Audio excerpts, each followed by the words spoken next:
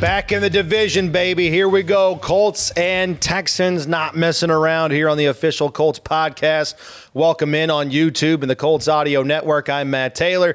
Casey Vallier over to my left. Over to my further left is Bill Brooks. He's wide open. Split out wide left. Wide left. Ring of Honor member, Bill Brooks. And I guess we need to start there. If we can, recap a little bit, Bill. What was the weekend like for you with Dallas Clark getting that blue jacket that you gave him on loan back in the day, but now he's wearing it permanently, rightfully so, 44 in the Ring of Honor? Yes, definitely deserved it. It's nice to see him go up there. Great to see him in person, just to be able to talk to him, see the guys come back and support him, and the number of guys that did come back and support him show what type of person he is and how the guys enjoy being around Dallas and stuff like that. So fun weekend, nice honor definitely for Dallas and well-deserved. I know this is something, sorry, I don't mean to interrupt you, but this is something, and you can speak to this too, Casey, because you got to witness it there at the stadium, but something that's tough to measure because I think everybody that goes into the Ring of Honor is incredibly honored and appreciative, but it just seems like Dallas Clark was maybe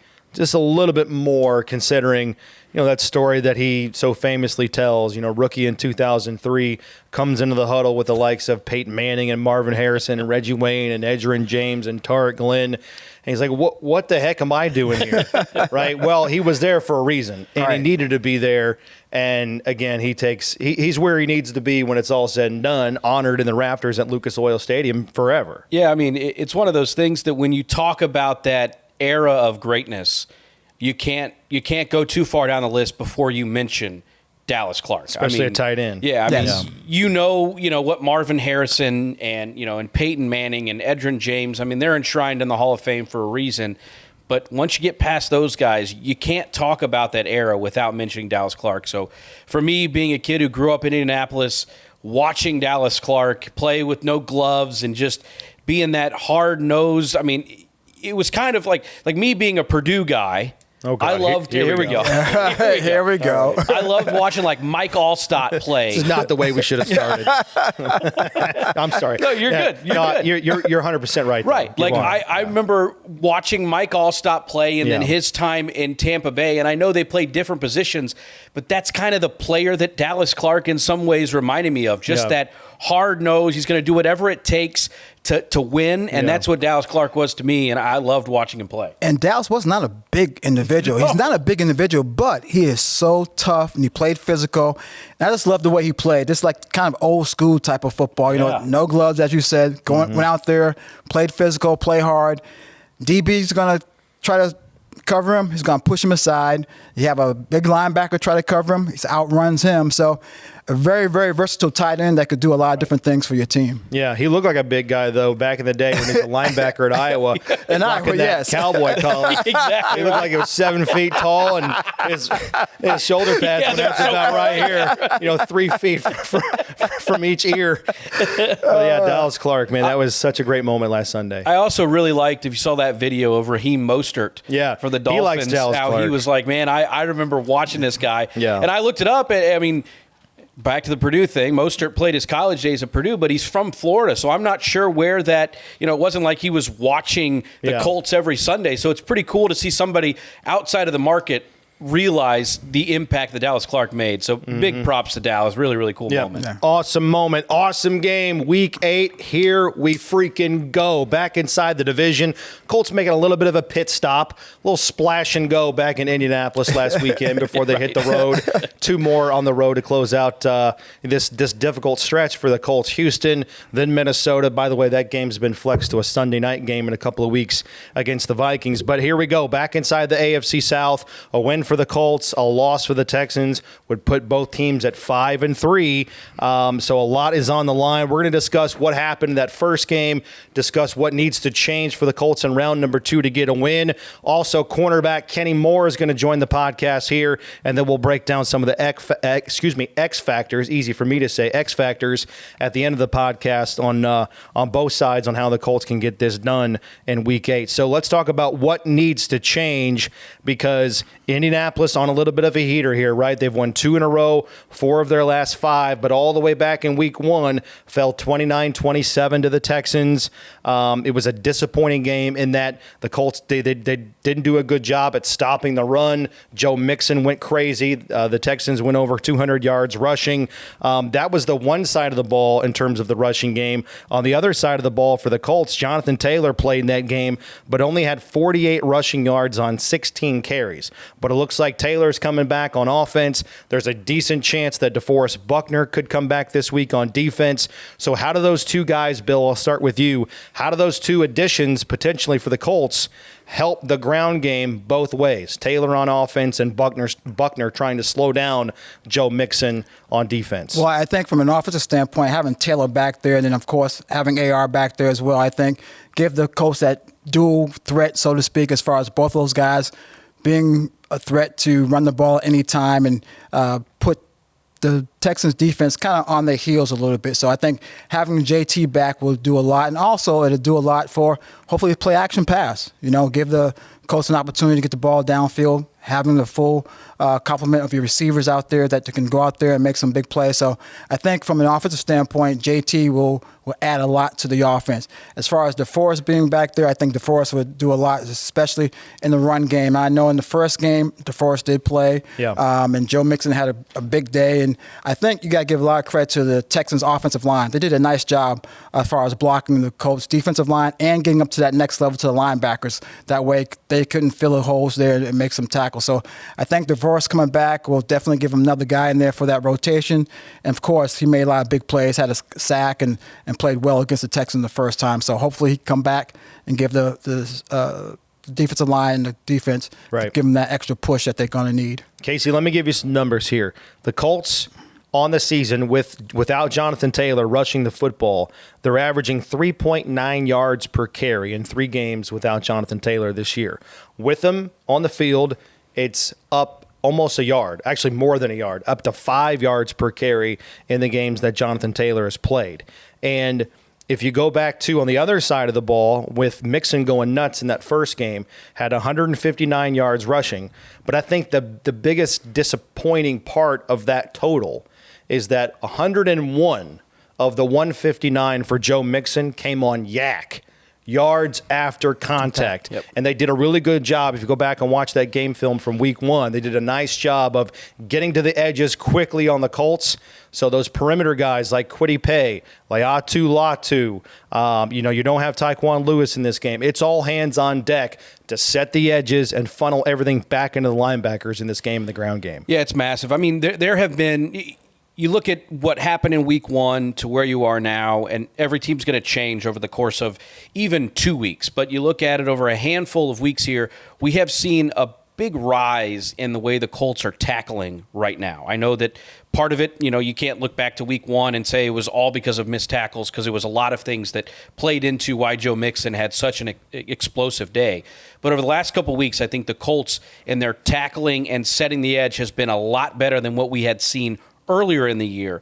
And you add in a guy like DeForest Buckner potentially this weekend, and what that will do for the run game, you almost can't even measure what he brings, because it alleviates the pressure of every single person on the line because of what he draws, the attention that it is. So it's going to be one of those things you can look at the rush. I look at it from just all aspects of what the opposing offense is going to look like with an addition of DeForest Buckner. So I'm really intrigued on how it's going to change, because you can say that in week 1, Buckner was out there and Mixon still ran for it. Right. But I do think that also it was a mentality that we've heard from Gus Bradley and from the defensive guys talking about what the mentality was heading into week 1. It was mainly, we don't want to let C.J. Stroud beat us over the top. And so therefore they were maybe a little, I don't even know what the right word is, but they weren't on their run fits maybe as intensely as they should be, heading into this weekend. Yeah.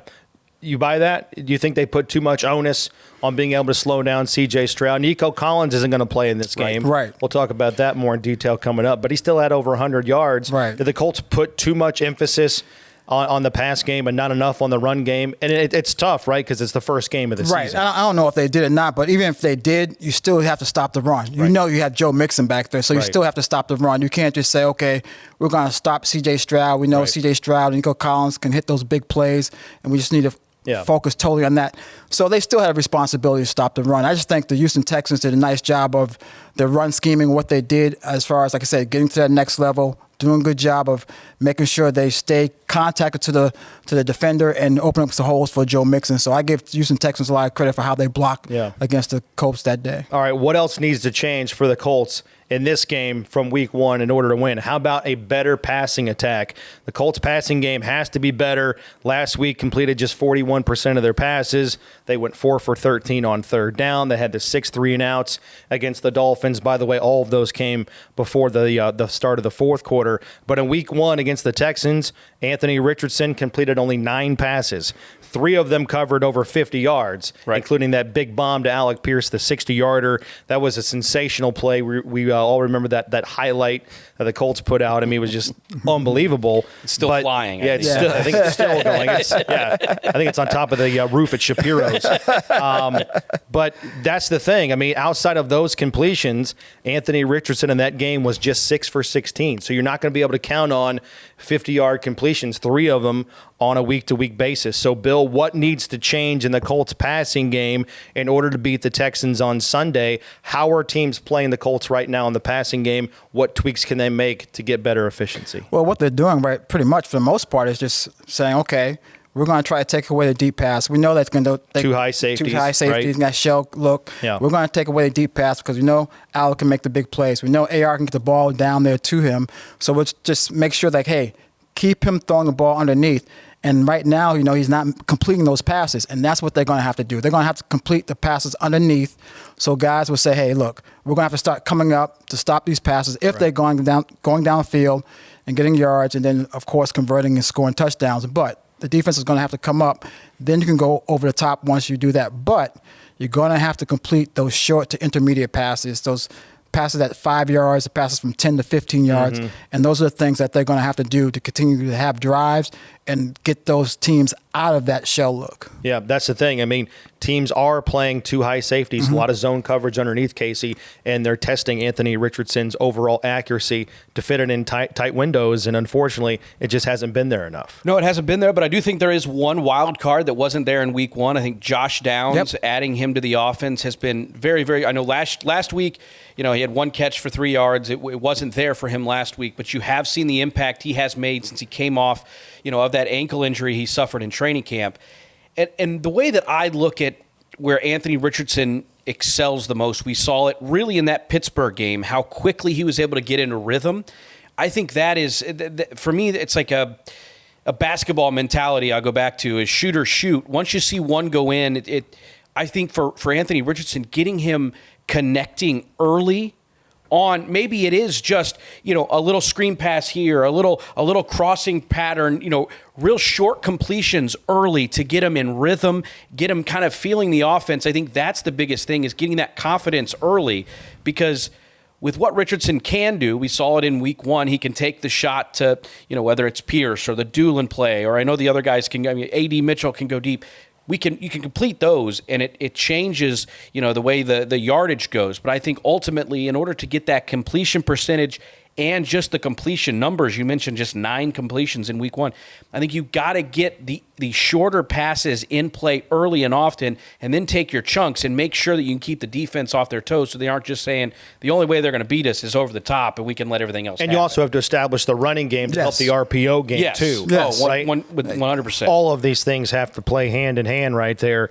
And if you go back to the Dolphins game last Sunday, it's one of those things where it's a copycat league, and it didn't produce a whole lot of sacks. I mean, that's one of the big feathers in Anthony Richardson's cap, is that he's a menace to bring down. I mean, he's a bear. He's 6'4", Those 2 plays against almost Ramsey. 260.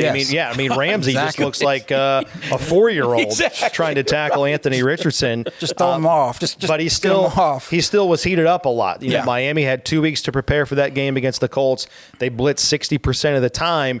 Do you think Houston is going to heat Anthony Richardson up to the degree that the Dolphins did? And they had success doing it in terms of the overall lethargic nature of the Colts offense. I think they'll probably try to dial something up to try to get some pressure on Anthony, because I think if they saw that Miami did it last week, I'm sure they'll say, hey, look, we can take some things to try to put some pressure on him, but this time we have to try to bring him down. You know, he's a big guy that they're hard to tackle, and Anthony did a nice job of at one time getting away from Ramsey and throwing the ball out of bounds, which to me I thought was a great play. Just a good play. Don't make something worse.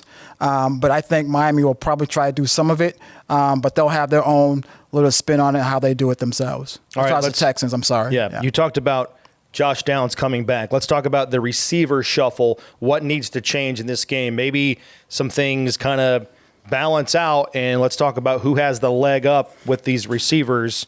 With Josh Downs coming back, Nico Collins is out.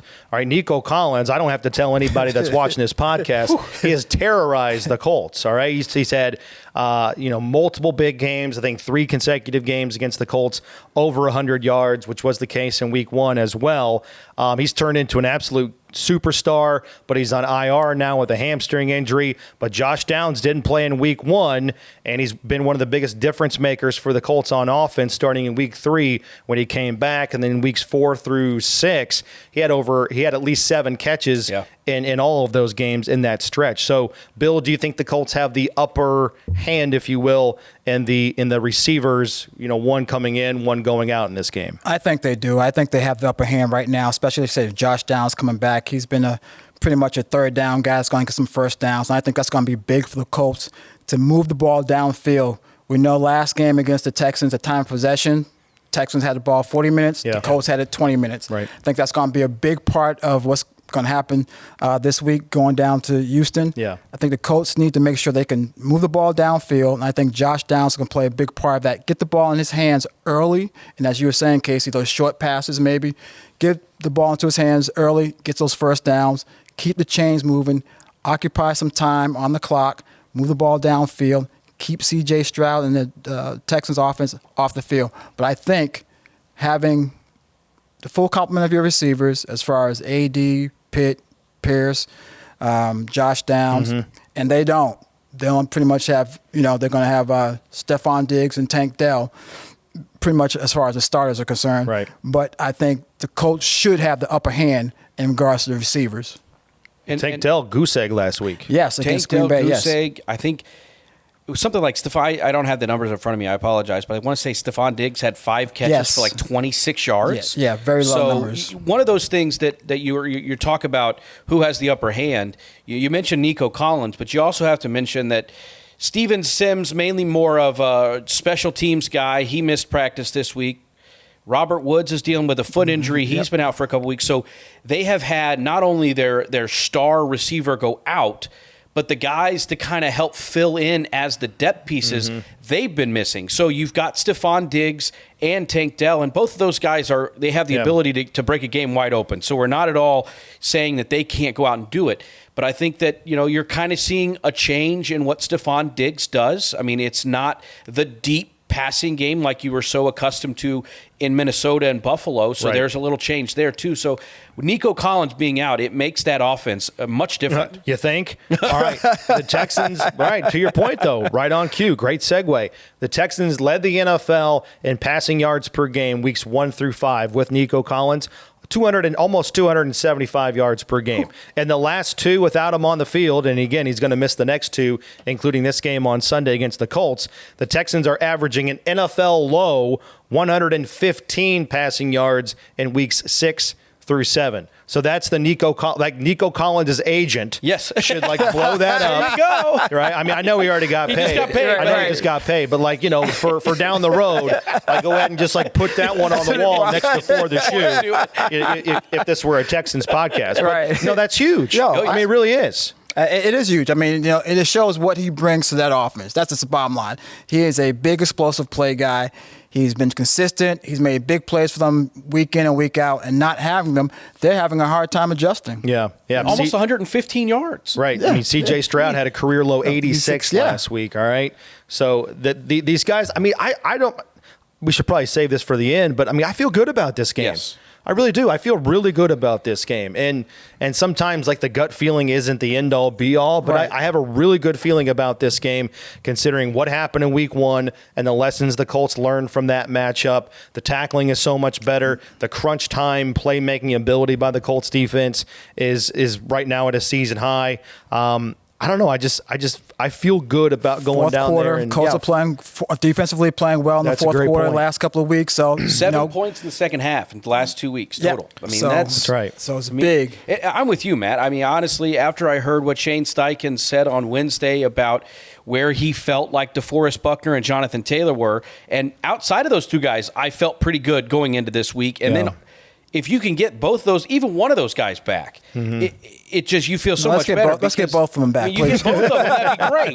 But I mean, Don't stop short. but I do. I'm right with you. I feel really good, especially because the last handful of weeks we've been like, oh man, who's going to get hurt next? Because that's just kind of the way it was going for this Colts team. But to kind of get healthy while the Texans are in their little lull of these injuries, Right. it's a good time to take them on for sure. Yeah, there you go. It's not who you play, when you play them. Exactly. You feel good about this game also because number 23 on defense is going to be out there. Kenny Moore, the second, making his 8th trip to NRG Stadium down in Houston. Wow. All right, so he's no stranger to these matchups, the intensity inside the AFC South.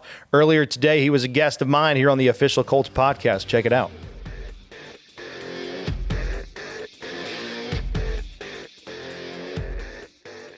All right, it's time to go one-on-one right now with the longest tenured defensive player on that side of the ball for the Colts. That's Kenny Moore, the second with us. Kenny, the Texans are up next, round number 2 against Houston. What kind of emotions do you have going into this game, knowing this is going to be the last time you're going to face them so far this season? High-stake game. I think a lot of people, players, teammates, whoever it is, a lot of people put a high stake on the first time we played this season, but this time right here is even higher. It's a lot on this game, so this right here is for the money, and we have to win this. No doubt about it. C.J. Stroud in that first game, you guys did a nice job on him in terms of not giving up the explosive plays, but they did run for over 200 yards. Joe Mixon had a big game. How does that change your mindset or your approach in terms of the preparation going into this contest? It helps playing a division team because you know what to expect. As far as identity, personnel-wise, it changed up a little bit. So it changes how you're going to cover certain guys, or you got to get ready for the next man up mentality. But obviously in the run game, you just got to be really alert to what they want to do. So if it's a longer down the distance, we've given up the run in certain situations, whether it was at Tennessee in the 2nd and 19, we gave up a touchdown then, and having a third down, we're giving up first downs on the run this season in the run game. So just being able to not always be pass predicated mentally, and in the back end, the guys up front, the front 7, they will need us at some point in time. So we just got to be able to shift our gears and work together to get him on the ground. What do you remember from that first game? What were your big takeaways in terms of the intensity of the game, the physicality, and what does that speak to the rivalry that's it's always been there between these two franchises, but everything to make a great rivalry is present between these two clubs, right? Yeah, I think just having a great rivalry, for one, you're going to have the energy, you're going to have the fans, you're going to have the environment that you really just got to overcome. At home this season, it was a great playoff atmosphere. It was a great battle, but I know it'll be the same thing, going to Houston and the history of us going down there. Right. Win or loss is always a great environment. Them trying to, give us their best, and we're doing the same. So, for one, it's mostly just environment, and then for two, I think it's run game for both teams. We have a great running back. They have one as well. So. Sure. I think if you stop the run and take care of the run, and you got to force them to pass, and we got to earn the right to rush the passer and get turnovers and all that comes with it. No doubt about that. Now, you go back to that first meeting, and it was really, really intense. But also, too, this defense right now for the Colts, it's playing really well, and you're closing out games. In the second half of the last 2 games, you've given up a combined just 7 points to the Titans and the Dolphins. Why are you guys putting it together? What sort of changes have you implemented that you're able to close these games out, and you guys on defense are coming up clutch in crunch time? You see it right here. Yeah. Practice field. Just falling in love with practice, being intentional with it, and obviously just working together to have the chemistry to move the practice field onto the game and being able to work together. So just the repetition is so helpful. It's more important than people think. So, just having the reps in practice, just having that confidence, that preparation, eliminating any type of fear that can come up in a game, it just makes you that much more confident. Yeah, the Colts have played 7 games. All of them, Kenny, as you know, they've been down to the wire. All these games have been one-score affairs. You're winning your fair share of them. You're finding ways to win, finding ways to close games out. Is that almost like a blessing in disguise going into this game? It's probably going to be tight. There's going to be some big plays both ways. But you guys know how to eke these games out. You've been in these one-score games. It's not going to overwhelm you if the game does come down to the wire? I think the proof is in the pudding. Once you do it once, you gain that confidence, you gain that chemistry with each other, you gain that trust for the most part of just knowing that, hey, we did this once before, we did this twice before. Right. Let's go out here and do it again. So once we stress that level of play in practice in the meeting room, on the plane going, or just having all these scenarios and situations that come up where you can eliminate any type of discomfort or being on the wrong page. All those things matter to show up in big games. All right, this is going to be your 8th time playing at NRG Stadium. You know the Texans, you know that building, you know how fired up they are, the fan base, they get rowdy for the Colts and what the Colts represent in the history of these two franchises. What's it like from your end playing down at NRG Stadium? Turnovers. Yeah. Turnovers, big plays. It's my favorite place to play, to be honest. Really? And, Why is that?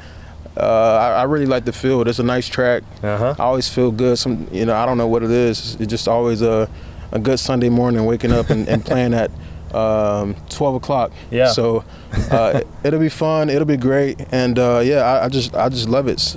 Hopefully they wearing red, and I'm ready to get after it. Yeah. Battle red, as they like to call it down there. All right, you're having a fantastic season. Nobody's surprised by that. Jalen Jones is having a fantastic season as well. Nobody's surprised by that, too, as he makes that next jump and that progression for him as a cornerback. Where have you seen his growth specifically from your end, watching him as a young guy?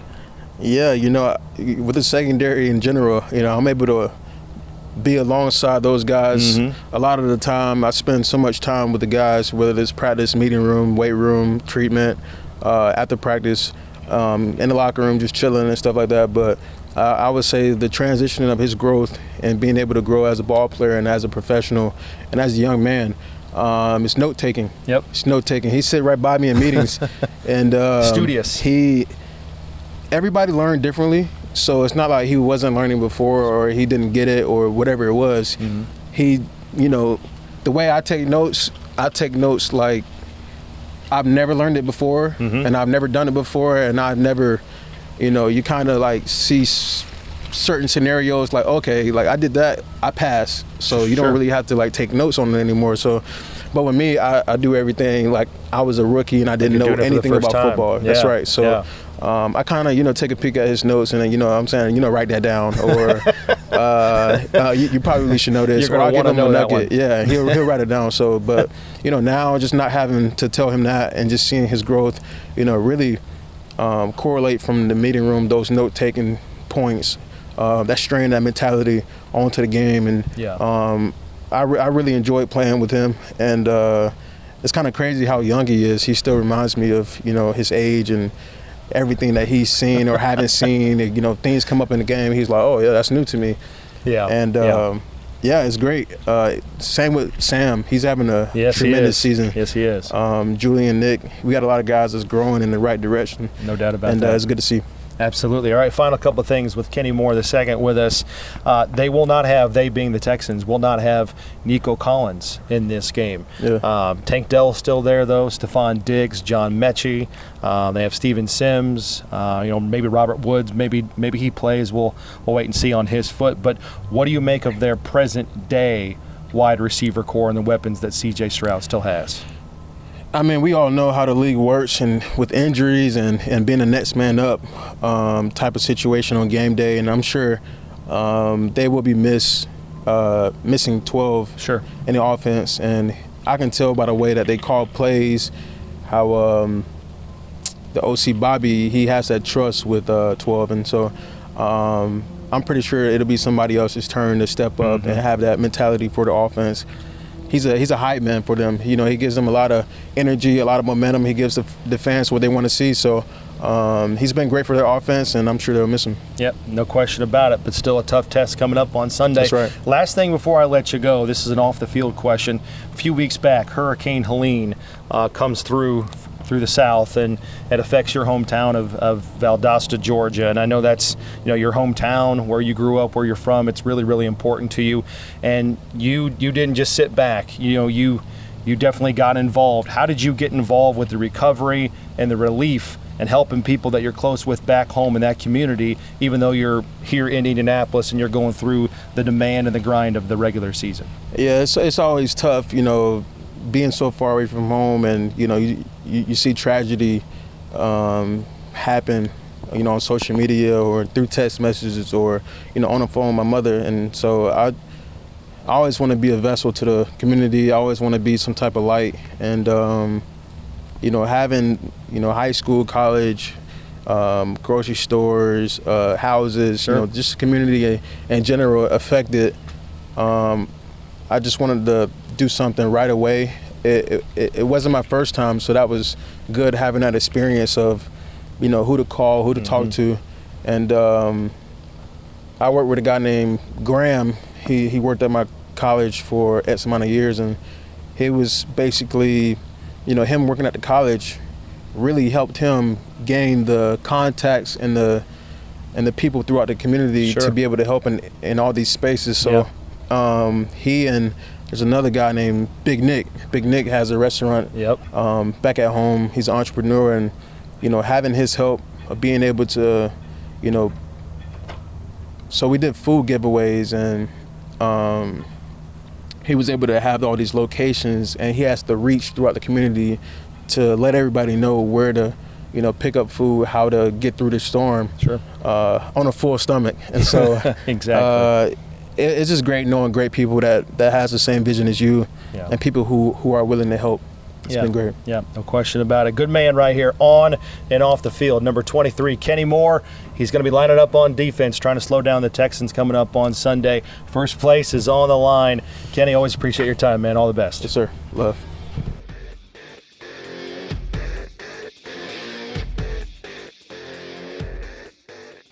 Kenny Moore, the second, here on the Official Colts podcast. I mean, the last couple of podcasts, we tape these on Thursdays.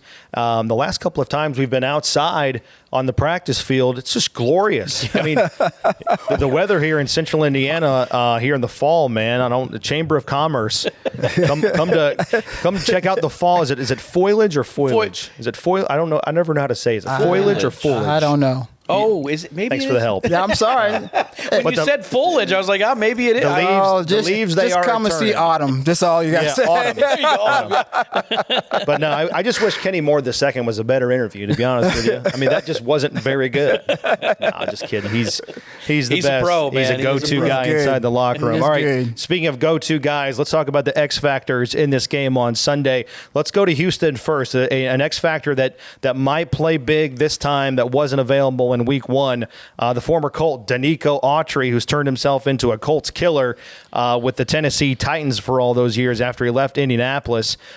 He's back, served a 6-game suspension to start the season, but that's done and over with, and now he joins a really formidable Texans defense that, Bill, they're not going to blow you away with their point total, like points allowed. It's kind of middle of the road, but they are very disruptive, right? They screw you up on drives, and by that I mean, sacks and quarterback hits, passes defense, getting their hands on the ball, tackles for loss. They're top 5 in all of those categories I just doled out there, and actually they're number 1 in the NFL on tackles for loss. They had a whopping 11 of them last week against the Green Bay Packers. So what do you make of Danico Autry joining the likes of Will Anderson and Danielle Hunter up front along that defensive line? Just another body they have that can put some pressure on the quarterback and get to the quarterback, and not just get to the quarterback, but be effective in the run game as well. So he's a person that, of course, the Colts have seen quite a bit in Texas, and they know him very well.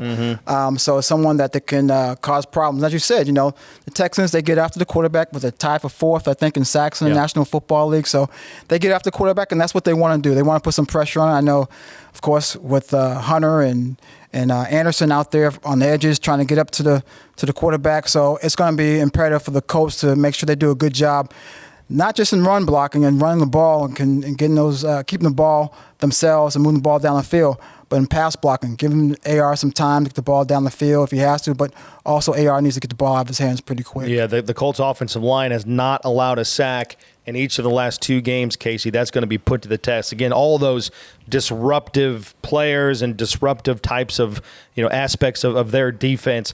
By the way, Anderson ranks first in the NFL in tackles for loss with 10 of them. Wow. And Hunter and Will Anderson have combined for 10 sacks, 18 quarterback hits, and 15 tackles for loss on the season. The tackles this game, Braden Smith and Bernard Ryman, they're going to earn their money coming up on Sunday. No, absolutely. And, I mean, you go back to the top, we're talking about Danico Autry. I mean, we all remember when he was here, that was must watch when you're watching training camp or regular practice to see Danico Autry go up against Quentin Nelson, because that was you talk about guys that would, he would win one, Nelson would win one, Autry would win. I mean, Danico Autry was, I wouldn't say, he wasn't a household name when he came here, but he really helped his case. And then since he left Indianapolis, it seems like he gets up for this game every time he plays. He stayed in the division with the Titans, and now he's with the Texans. So, honestly, it was one of those signings when I saw it happen. I was like, oh, man, I was really hoping he'd go away and we wouldn't have to see him a couple times a year.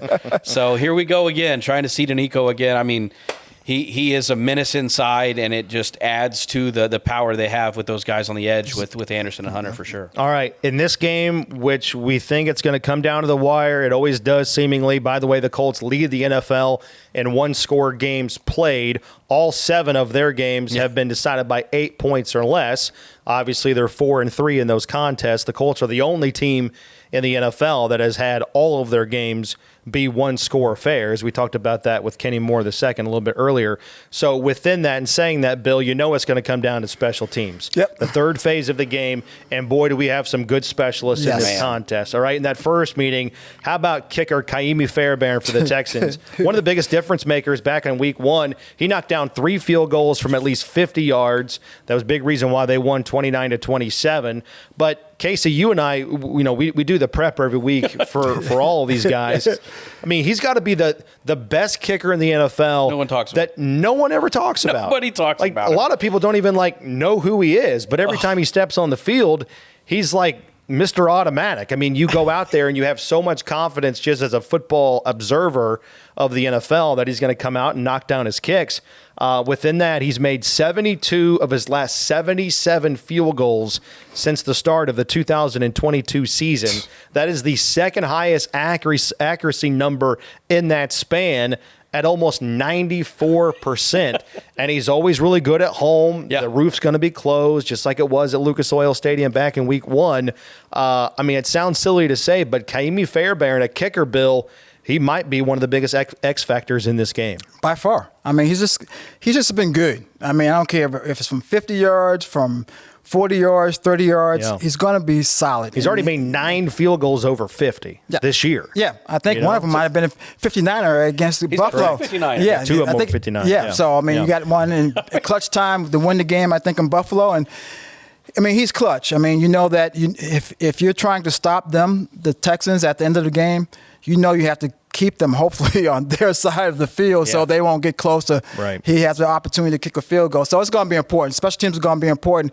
And not just kicking the ball as we talked about, but I think punting is going to be very important too. Remember, the Colts blocked a punt in week 1. They blocked the punt, in game 1. And also Rigo's has been playing tremendous this season. So, I think punting is going to play a big part as far as field position and changing field position. So special teams are going to play big in this game, I think, against the Texans and the Colts in game number 2. Here's a number for you, 11. 11. That's the amount of kicks. I think Kaimi Fairbairn has been in Houston since 2016. He's missed 11 field goals ever at NRG Stadium. That's it, 11. Like, you think about the longevity of a career. I mean, and they're trotting him. It's not like they're just kicking kicks under 40. I I know. His leg, it's like once you hit the 50-yard line, he's almost in range already. Career long of 61. Yeah, I mean, so this guy is kicking kicks from all kinds of distances and has missed just 11 kicks at NRG.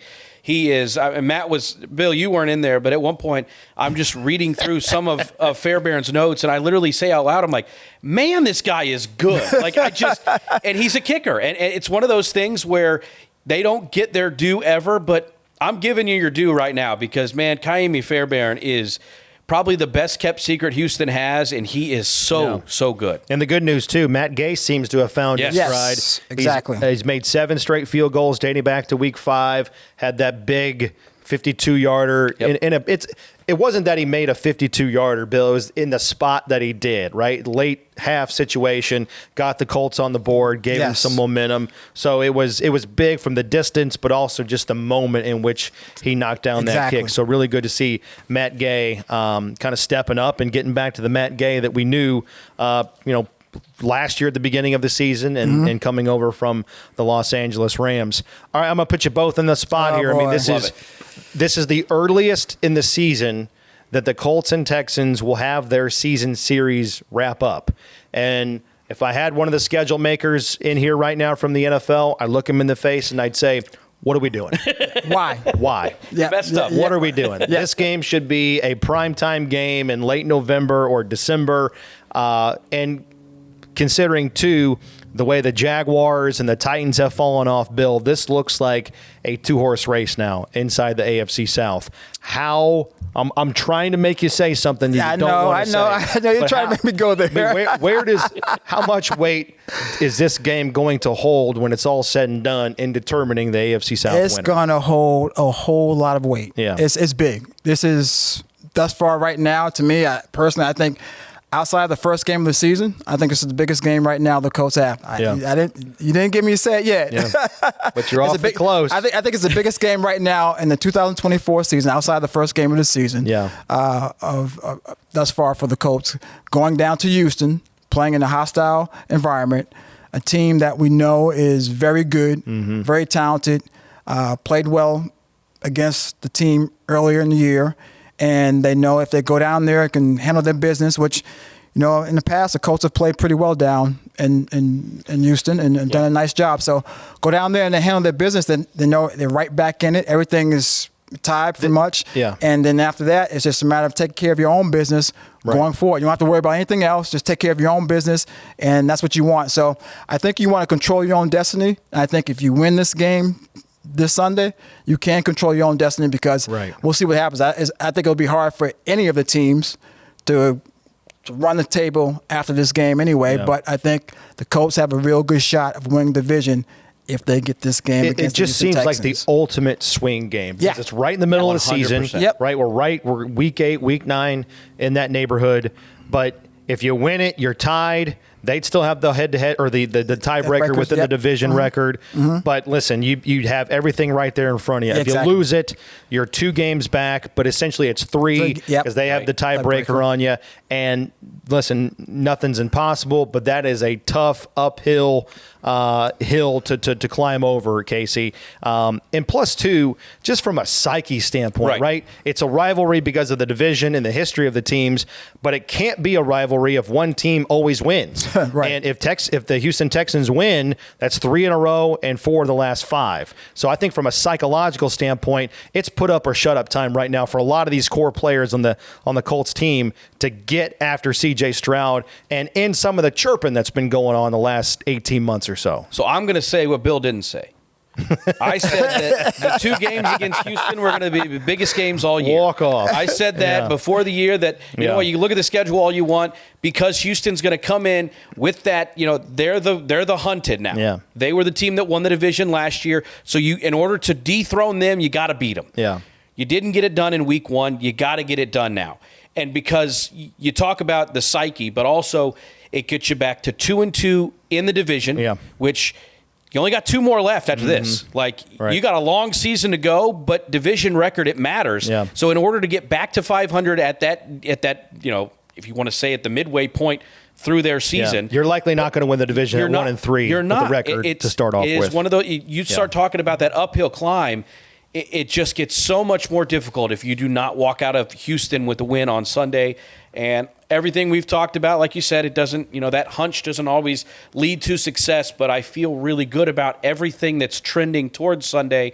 And I think the biggest game of the year is on Sunday, and I'd love to see the Colts pull it out. But most of my hunches are right, though, right? I mean, you've been around me long enough. Most of my gut hunches come out on top. I'll give you that. Don't you think? Yeah, I'll give you that. I mean, if I'm wrong, we'll play the tape next week. Hopefully, it's hunch and not indigestion. It is about lunchtime because you never know. Yeah, it has been confused in the past. We shall see. All right, good stuff right there. Bill Brooks with a walk-off. Little jab, little zinger, some shade from a Ring of Honor member. I guess I just have to sit here and take that, right? No, you don't. I cannot disrespect this guy.